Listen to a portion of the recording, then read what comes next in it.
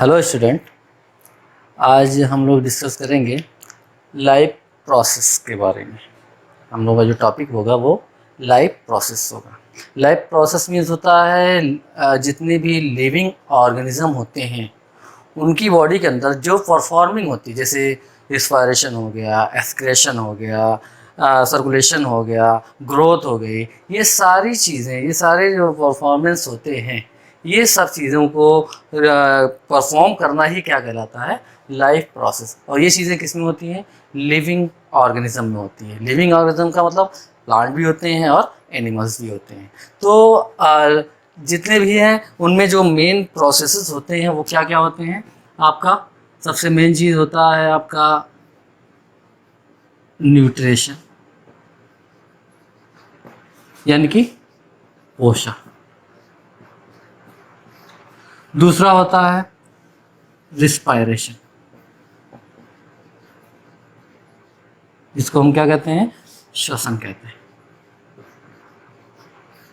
तीसरा है आपका सर्कुलेशन,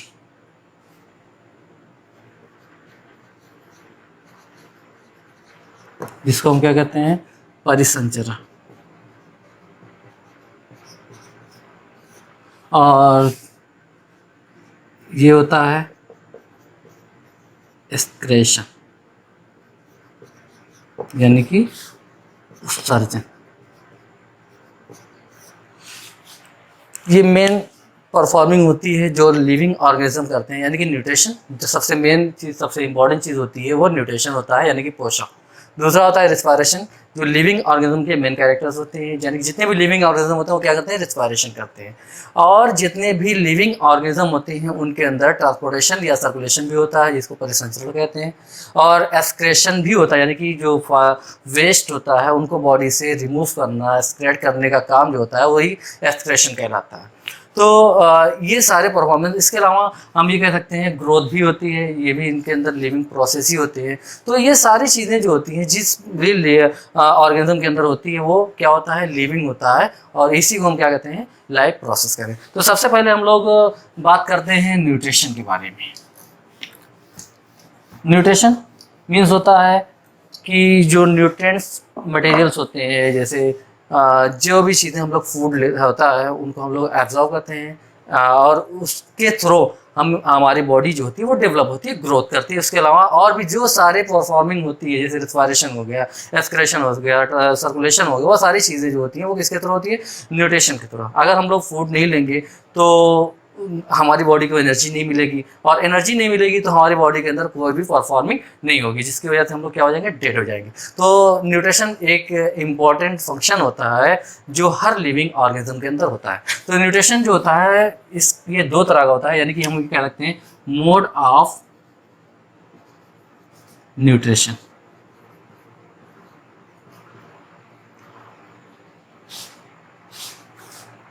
मोड ऑफ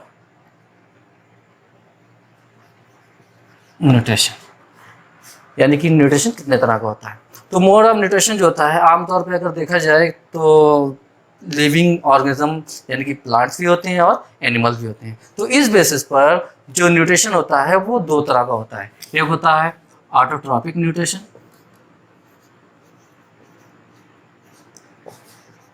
ऑटोट्रॉपिक, या फिर हम कैसे कह सकते हैं, स्वपोषी। ऑटोट्रॉपिक या स्वपोषी।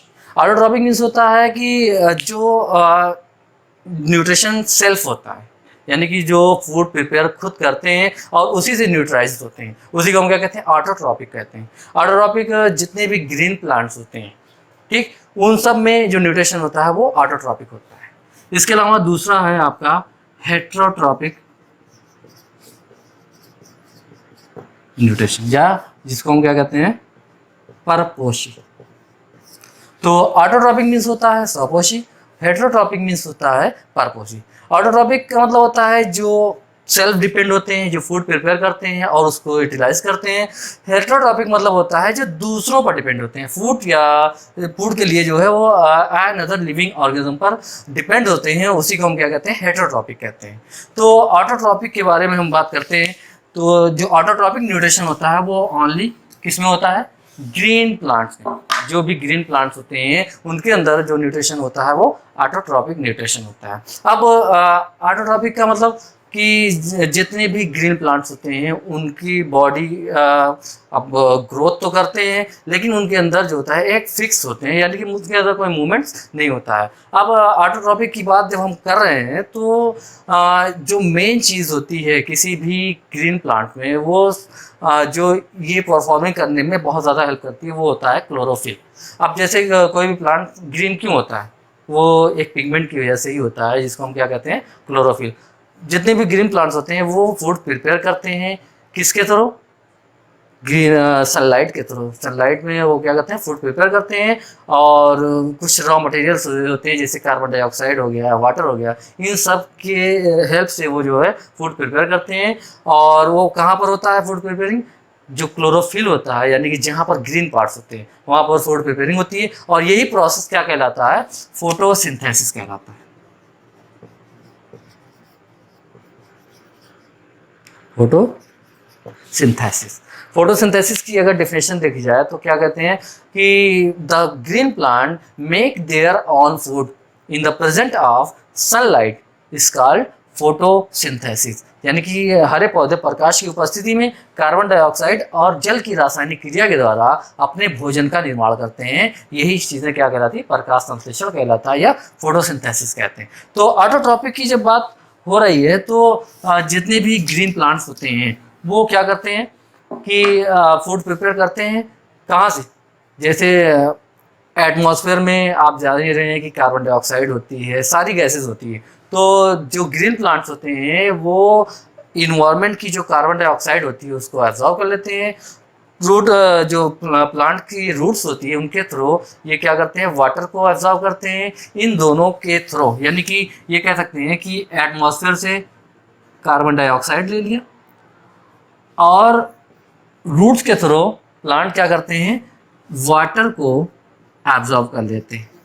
वाटर एब्जॉर्ब कर लिया, इन दोनों के रिएक्शन के थ्रू किसके कहाँ पर होता है, सनलाइट के थ्रू रिएक्शन होता है। और फिर क्या बनता है, कार्बोहाइड्रेट बनता है प्लस वाटर बनता है प्लस ऑक्सीजन बनती है।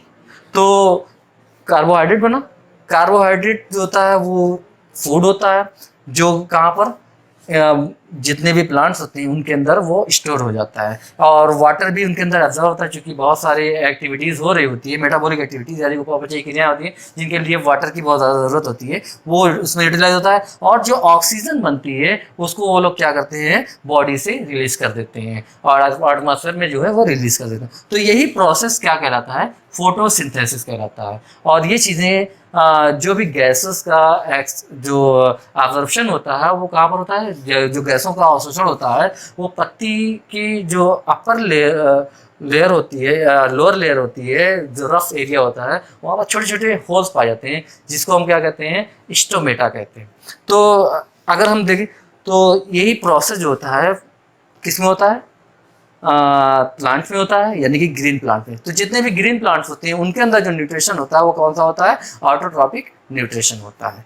तो आज हम फोटोसिंथेसिस के बारे में थोड़ा सा जान लेते हैं कि फोटोसिंथेसिस जो होता है वो लीफ में होता है। लीफ में जो ग्रीन पार्ट्स होता है, यानी कि जो पिगमेंट्स होते हैं वो कहाँ पर स्टोर होते हैं, आप लोगों को पता ही होगा कि वो क्लोरोप्लास्ट होता है। क्लोरोप्लास्ट एक सेल ऑर्गेनिल्स होता है जो लीफ के ग्रीन पार्ट में पाया जाता है, यानी जहाँ जहाँ पर ग्रीन जो लीव्स हो गए या स्टेम हो गया, जहाँ पर ग्रीन पार्ट्स होता है वहाँ पर क्लोरोप्लास्ट होता है। तो फोटोसिंथेसिस जो होता है वो क्लोरोप्लास्ट में होता है। तो हम लोग एक स्ट्रक्चर बना लेते हैं क्लोरोप्लास्ट का।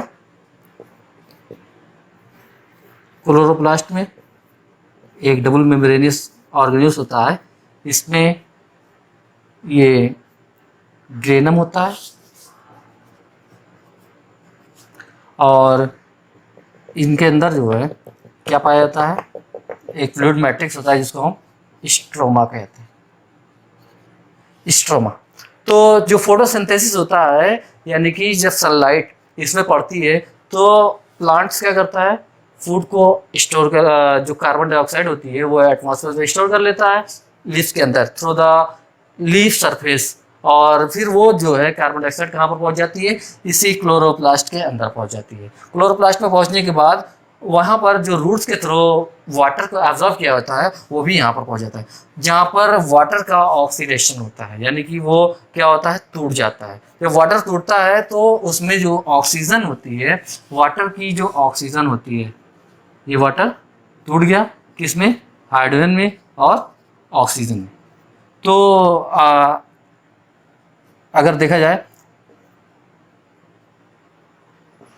ठीक इस तरह से टूट जाते हैं, तो जो ये जो ऑक्सीजन होती है ये रिलीज हो जाती है, जो हाइड्रोजन होता है वो जाकर के उसके अंदर स्टोर हो जाती है। यानी कि यहाँ पर जो ये सनलाइट होती है वो उस केमिकल एनर्जी को, यानी कि जो सनलाइट होती है वो सोलर एनर्जी होती है, वो कन्वर्ट हो जाती है किसमें, केमिकल एनर्जी में। और जो भी एनर्जी होती है वही क्या करती है, इसको मॉडिफाई कर देती है, तो वाटर यूटिलाइज होता है। फिर जो हाइड्रोजन बचता है ये जाकर के कार्बन डाइऑक्साइड से जुड़ करके किसका फॉर्मेशन करता है, कार्बोहाइड्रेट का फॉर्मेशन करता है, जिसको हम क्या कहते हैं, C6H12O6। ये कार्बोहाइड्रेट को बना लेता है, जो उसकी बॉडी के अंदर स्टोर हो जाता है, और फिर जब इनको ज़रूरत होती है ये इस कार्बोहाइड्रेट को यूटिलाइज करते रहते हैं, यूज़ करते रहते हैं। इस तरह से जितने भी ग्रीन प्लांट्स होते हैं उनके अंदर जो न्यूट्रिशन होता है इसी फोटोसिंथेसिस के थ्रू होता है, और यही प्रोसेस जो होता है वो क्या कहलाता है, ऑटोट्रॉपिक न्यूट्रिशन कहलाता है।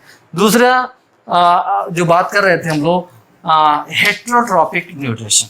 तो हेट्रोट्रॉपिक न्यूट्रिशन का मतलब होता है कि जो भी ऑर्गेनिज्म होते हैं वो दूसरों पर डिपेंड होते हैं, फूड के लिए क्या करते हैं, वो दूसरों पर डिपेंड होते हैं, चाहे वो प्लांट्स पर भी डिपेंड हो सकते हैं और एनिमल्स पर भी डिपेंड हो सकते हैं। तो अगले लेक्चर में हम लोग बात करेंगे किसके बारे में, हेट्रोट्रॉपिक न्यूट्रिशन के बारे में। Thank you.